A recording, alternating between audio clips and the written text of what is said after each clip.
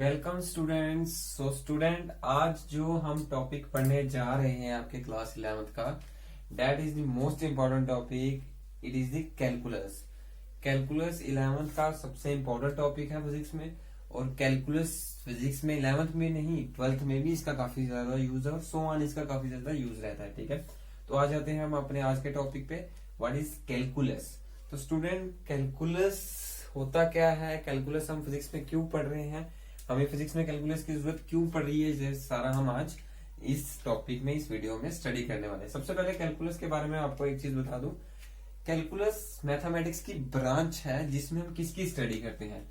Calculus is the branch of mathematics which deal with the study of continuous, CONTINUOUS, continuous change. Continuous change भी बोलते हैं और rate of change. Calculus में हम किसकी study करते हैं? कॉन्टिन्यूअस चेंज की स्टडी करते हैं या रेट ऑफ चेंज की स्टडी करते हैं? ये तो मैंने आपको बता दिया, ये मैथमेटिक्स की ब्रांच है जिसमें हम इसकी स्टडी करें। लेकिन स्टूडेंट्स, एक इंपॉर्टेंट चीज मैं आपको बता दूं कि हमें अगर ये चीज पढ़ रहे हैं, हमें इसका बेसिक पता होनी चाहिए कैलकुलस कहां से आई है। तो अब मैं आपको एक चीज बता देता हूं कि कैलकुलस का जो फादर है, कैलकुलस का जिसे हम फादर मानते हैं, जिन्होंने कैलकुलस के ऊपर एक ब्रॉड काम किया था, बेसिक काम किया था, मीन्स जिनके आइडियाज के ऊपर ही कैलकुलस को माना जाता है, these are the two scientist. वो दो साइंटिस्ट कौन से थे? First is the Newton and second is the Gottfried. Gottfried and Newton are the two important scientist. देखिए, इन्हीं दोनों की वजह से कैलकुलस को 17th सेंचुरी में एक बेस मिला और उसी बेस की वजह से कैलकुलस इतना ज्यादा फेमस हो गया कि उसे हम हर एक ब्रांच में यूज करने लगे। लाइक फिजिक्स में उसकी जरूरत पड़ने लगी, मैथमेटिक्स में तो उसकी पड़ेगी पड़ी, एस्ट्रोनॉमी में उसकी यूज करने लगे, बायोलॉजी में पढ़ने लगे, इकोनॉमिक्स में पढ़ने लगे, उसको सोशियोलॉजी में भी कैलकुलस का यूज होने लगा। ठीक है, जैसे जैसे हम आगे कंटिन्यू करेंगे आपको पता चलेगा। लेकिन फिजिक्स में हम ज्यादा ब्रॉड नहीं पढ़ते, हमें बेसिक देखना होता है कैलकुलस का, कैलकुलस हमें क्यों यूज करनी पड़ी है। तो आपको पता चल गया कि कैलकुलस का फादर कौन है? Newton and Gottfried. And calculus होता क्या है? ये ब्रांच है मैथमेटिक्स की जिसमें कॉन्टिन्यूअस चेंज की स्टडी करते हैं। लेकिन स्टूडेंट, ये था 17th सेंचुरी के बाद का आइडिया जो इन दोनों ने दिया था कैलकुलस के बारे में। लेकिन 17th सेंचुरी से पहले जब कैलकुलस का मतलब क्या लिया जाता था? कैलकुलस मीन्स किसी चीज को क्या करना, कैलकुलेट करना। और वो कैलकुलेशन किसके थ्रू करते थे? यू नो डैट, आपने एक चीज का नाम सुना होगा, that is known as the abacus. Abacus for the first calculating machine. इस तरह की मशीन थी जिसमें स्मॉल पैरेलल स्टिक्स थी, उन पैरेलल स्टिक्स के बीच में क्या होते थे? Pebbles, like this. इस तरीके के आप लोगों ने सुना भी है, वॉच भी किया है, इसको देखा भी होगा कोई स्टूडेंट्स ने। तो दिस इज द एबेकस, और इसको बोलते थे पेबल एबेकस और पेबल मशीन। तो इसके थ्रू हम काउंटिंग वगैरह कैलकुलस कर लेते थे। लेकिन अगर ब्रॉड कैलकुलस आती थी तो हम नहीं कर पाते थे, वहां पे ये फेल हो जाता था। ये था 17th सेंचुरी से पहले जो कैलकुलस का मीनिंग लिया जाता है। लेकिन after 17th century Newton and Gottfried ने इसको चेंज कर दिया। तो उन्होंने आइडिया दिया calculus is the study of mathematics in continuous change. और ये कॉन्टिन्यूअस चेंज का मतलब अब क्या है, देखिए। अब हम इसको मैं फिजिक्स में बात करता हूँ कि कॉन्टिन्यूअस चेंज का मतलब क्या है। तो जरा ध्यान से देखिए, कॉन्टिन्यूअस चेंज या रेट ऑफ चेंज, जरा इसको ध्यान से देखिएगा। हम फिजिक्स में 9th क्लास में, 10th क्लास में एक बेसिक चीज पढ़ते रहते हैं, uniform motion, uniform velocity and uniform acceleration. तो हम क्या बोलते थे, अगर कोई चीज या कोई बॉडी एक पॉइंट से दूसरे पॉइंट में जा रही है, उसकी इनिशियल वेलोसिटी भी मिल जाती है, फाइनल वेलोसिटी मिल जाती है। लेकिन जो डिस्टेंस वो कवर कर रही है, एक पर्टिकुलर पॉइंट मीन्स ए से, ऑब्जेक्ट ए से मूव हुआ कहां पे गया? बी पे गया। इनिशियल वेलोसिटी बता सकते थे, फाइनल वेलोसिटी बता सकते थे। लेकिन किसी पर्टिकुलर पॉइंट में, अभी की बात नहीं कर रहा हूं, ये उस टाइम की बात है जब ये न्यूटन ने कैलकुलस के आइडिया देना शुरू किया। तब उन्होंने कहा हम इनिशियल वेलोसिटी, फाइनल वेलोसिटी बता सकते हैं, लेकिन एक पर्टिकुलर पॉइंट जो बीच में है, क्या मैं उसकी पोजीशन, एक पर्टिकुलर पॉइंट में उसकी पोजीशन पे क्या फाइनाइट वेलोसिटी बता सकता हूँ? एक फाइन वेलोसिटी का मतलब एक प्रॉपर वैल्यू बता सकता हूँ वेलोसिटी की? नहीं ना।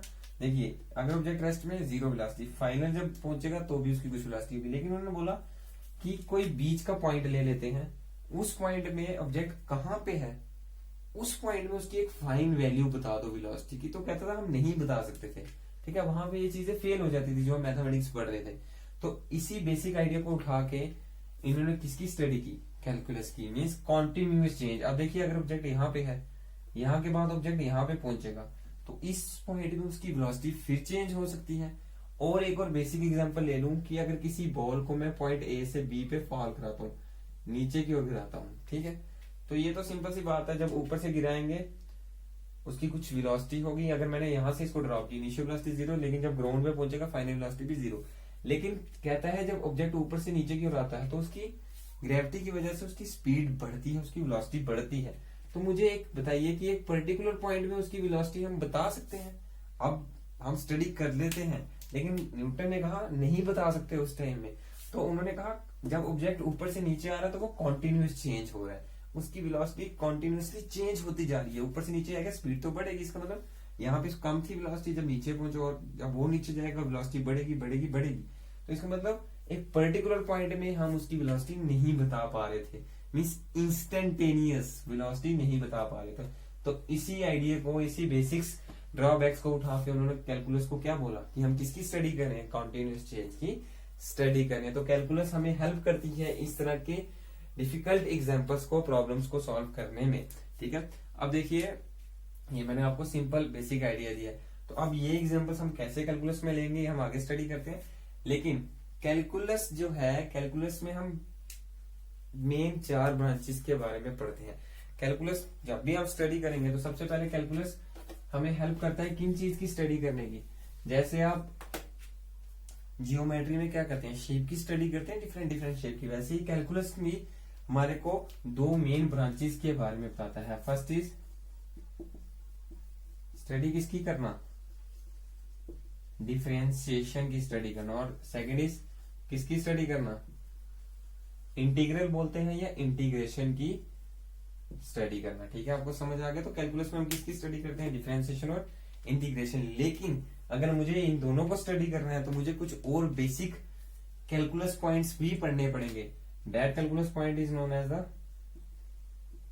फंक्शन, जिन्हें हम क्या बोलते हैं, function. And one more is the basic calculus point is known as the limit. इसके अलावा हमारे पास और भी होते हैं, लेकिन ज्यादातर हम जो मेन फिजिक्स में जिनका यूज करते हैं, these 4 part when we study in calculus, ठीक है। और डिफरेंशिएशन का मतलब मैं आपको लेमन लैंग्वेज में समझा दूं। डिफरेंशिएशन का मतलब होता है डिफरेंशिएट करना, मीन्स चीजों को छोटा छोटा करके उनकी स्टडी करना। अगर 10 kg की कोई ऑब्जेक्ट है तो उसको मैं छोटे छोटे पार्ट्स में डिवाइड करूंगा, उन छोटे छोटे पार्ट की स्टडी करूंगा। इंटीग्रेट का मतलब होता है कि छोटे छोटे पार्ट्स में कोई चीज दी गई है, उसको हमें इंटीग्रेट करना, जोड़ना, एक साथ उन सबकी स्टडी कर लेना। तो आई थिंक सो आपको समझ आ गया होगा कि कैलकुलस हमें क्या बताता है, कॉन्टिन्यूस चेंज के बारे में बताता है कि कोई चीज अगर बार बार चेंज हो रही है तो हमें उसकी वैल्यू नहीं बता सकते। इसलिए कैलकुलस हमें क्या हेल्प करता है, इन चीजों की वैल्यूज को फाइंड आउट करने में हेल्प करता है, ठीक है। आई थिंक सो आपको यहाँ तक क्लियर हो गया। Thank you students.